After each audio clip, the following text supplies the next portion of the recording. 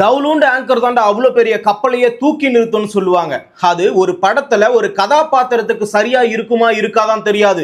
ஆனா இந்த இடத்துல ஜெமிமாக்கு சரியா பொருந்தும். உடம்புல பலம் இல்ல, 6 ஒண்ணு கூட அடிக்கல, ஆளும் ஹைட் கிடையாது. ஆனா இந்த யானை காதல எறும்பு பூந்து கொடையும்ல, அந்த மாதிரி சாகாம, அதாவது நாட் அவுட் ஆகாம ஆஸ்திரேலியாவை முழுசா கொடைஞ்சு எடுத்துட்டாங்க. என்ன ஆட்டம்! அவங்க தாங்க ஹீரோ. கம்ப்ளீட் மேட்ச்ல எதிரணிக்கும் சரி இந்திய அணிக்கும் சரி. ஆரம்பத்துல ஃபர்ஸ்ட் ஹாஃப் முடியும் பொழுது சத்தியமா சொல்றேன் 90% ஆஸ்திரேலியா தான் வின் பண்ணணும்னு எல்லாரும் மனசுலயுமே தோணி இருக்கும். என்ன உட்பட நீங்களும் டிவியை பார்த்திருப்பீங்க. அந்த நேரத்துல உங்களுக்கும் அப்படிதான் தோணி இருக்கும். காரணம் என்னன்னா, இந்த லிச்ஃபீல்ட் வந்து பாத்தீங்கன்னா 93 பாலுக்கு 119 ரன் அடிச்சிருப்பாரு. இது ஓடிஐ தானே. ஓபனரா விளையாடி இருக்கக்கூடிய அந்த நபர் 93 பாலுக்கு 119 பாலை விட ரன் அதிகமா அடிச்சிருக்காங்க. அப்போ இடையில இருக்கக்கூடிய வீரர்கள்லாம் எந்த மாதிரி ஆடுவாங்க நீங்களே புரிஞ்சுக்கோங்க. கூட பெரிய வேற 88 பாலுக்கு 77 அடிச்சாங்க. இவங்க 2 பேர், அதாவது டாப் ஆர்டர்ல இந்த மாதிரி அடிச்சிருக்காங்கன்னா, மிடில் ஆர்டர்ல வந்தவங்க என்ன தெரியுமா பண்ணாங்க?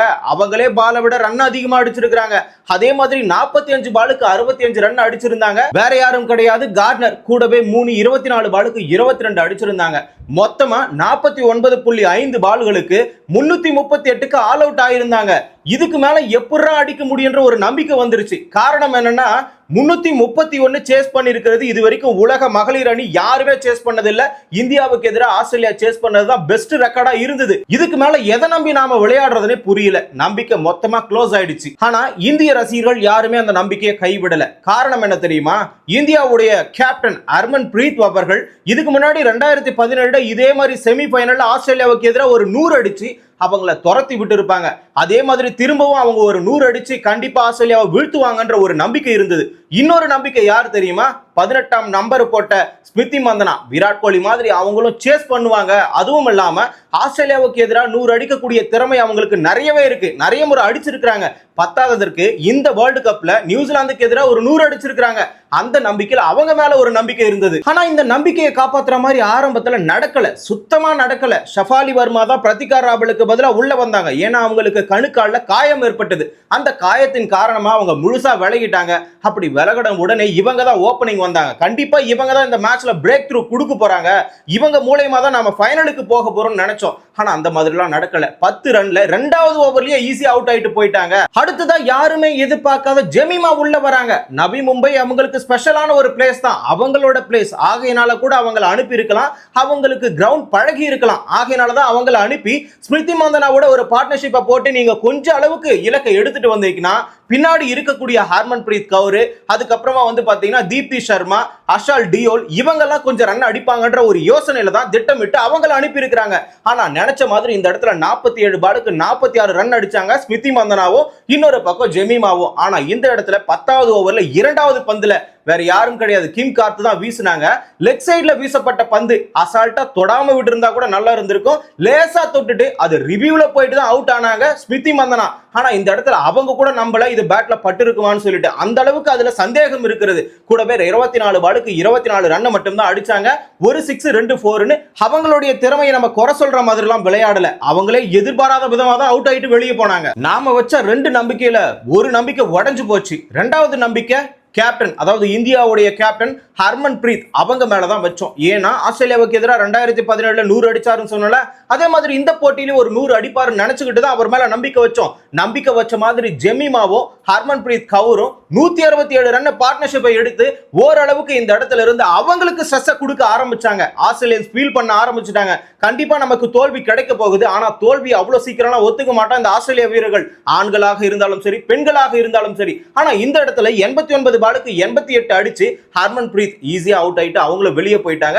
2வது நம்பிக்கையும் உடைஞ்சு போச்சு. ஆனா நம்ம யார் மேல நம்பிக்கை வைக்கலையோ அவங்க தன்னுடைய ஆட்டத்தின் மூலமாக அந்த திறமையை வெளிப்படுத்தி எல்லாருடைய நம்பிக்கையும் தான் மேல திருப்ப வச்சிருக்கிறாரு. அதாவது அந்த ஸ்டேடியத்துல முழுக்க கிரவுட் இருப்பாங்க, அவங்க எல்லாருமே கத்துறாங்க. இன்னொரு பக்கம் டிவில 12.5 கோடி பேர் பார்த்துக்கிட்டு இருக்காங்க ஹாட் ஸ்டார்ல.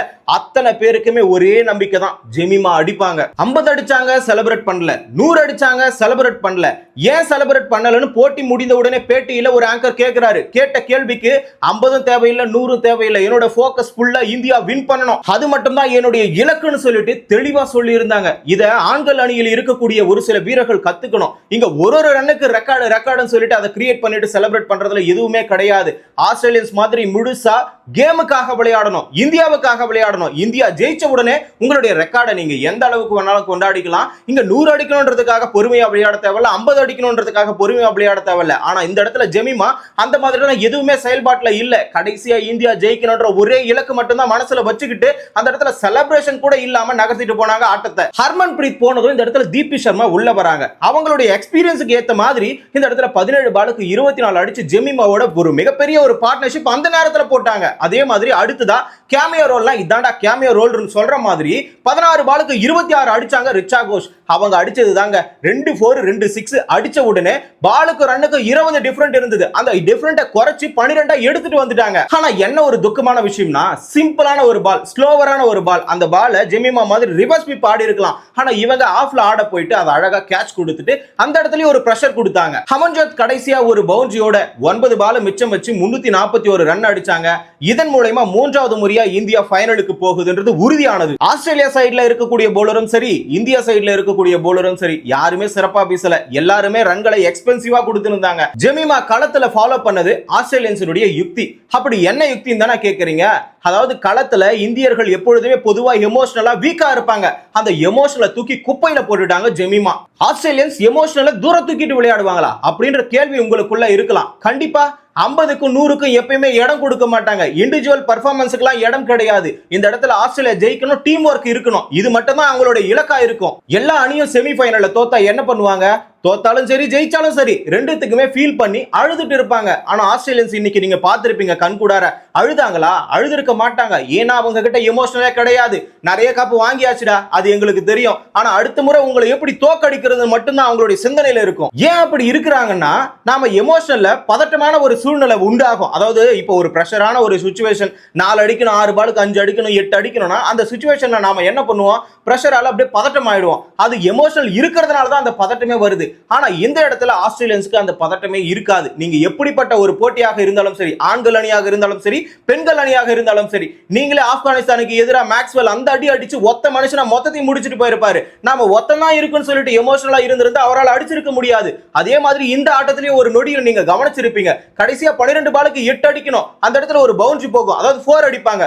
உடனே அடுத்த பால்லே ஒரு 4 தூக்கி அடிச்சிருப்பாங்க அமன்ஜோத். ஆனா அதை ஓடி போயிட்டு 2 ரன் காப்பாத்தி, அதாவது அந்த 4 காப்பாத்தி 2 ரன் மிச்சம் வச்சிருப்பாங்க. இதே இந்தியர்களா இருந்தா, மற்ற அணிகளா இருந்தா கண்டிப்பா இந்த இடத்துல 7 பால் 8 பால் இருக்கு, இந்த பால்ல 2 ரன் ஓடிடுவாங்க, அடுத்த பால்ல 2 ரன் ஈஸியா அடிச்சிருப்பாங்கன்னு சொல்லிட்டு எமோஷனலா அந்த இடத்துல வீக் ஆகி அந்த பாலுக்கு ஓடியே இருக்க மாட்டாங்க. ஆனா ஆஸ்திரேலியன்ஸ் என்ன பண்ணா? கடைசி பால்ல எதனா ஒரு மாற்றம் கிடைக்கும்னு தன்னுடைய போராட்டத்தை அவன் நிறுத்தவே இல்லை. இதுதான் உண்மை. அவங்க எமோஷனலை தூக்கி தூர போட்டுட்டு தங்களுடைய கவனத்தை முழுக்க முழுக்க போட்டியினுடைய கடைசி பந்து வரைக்கும் செலுத்துவாங்க. இதுதான் அவங்களுடைய வெற்றியினுடைய மிகப்பெரிய யுக்தி. அந்த யுக்தியை தான் இன்னைக்கு ஜெமிமா களத்துல ஃபாலோ பண்ணி 100க்கும் 50க்கும் இந்த இடத்துல செலிப்ரேட் பண்ணாம, அதுக்காக உழைக்காம கடைசியா நாம எப்படி வின் பண்ணலான்ற ஒரு எண்ணத்துல மட்டும்தான் இருந்தாங்க. கூடவே இந்த இடத்துல ஆஸ்திரேலியன்ஸ் மாதிரி டீம் ஒர்க் அவுட் ஆச்சு. ஆகையினாலதான் இந்த போட்டியை எளிதா நம்மளால வெல்ல முடிஞ்சது. 48.3 பால் எல்லாம் 341 ரன் அடிச்சிருக்கிறோம். எளிமையான விஷயமா? இதை தூக்கி கொண்டாடணும். நாம யாருக்காவது வாழ்த்து சொல்லணும் தோணுச்சுன்னா கண்டிப்பா நீங்க ஜெமிமாக்கு தான் வாழ்த்து சொல்லணும். உங்களுக்கு பிடிச்ச கமெண்ட்ல ஜெமிமாக்கு வாழ்த்து சொல்லுங்க. கிரிக்கெட் நிகழ்வுகளை தொடர்ந்து தெரிஞ்சுக்கணுமா? தமிழரசன் பார்வையாளர் சேனலை சப்ஸ்கிரைப் பண்ணிக்கோங்க.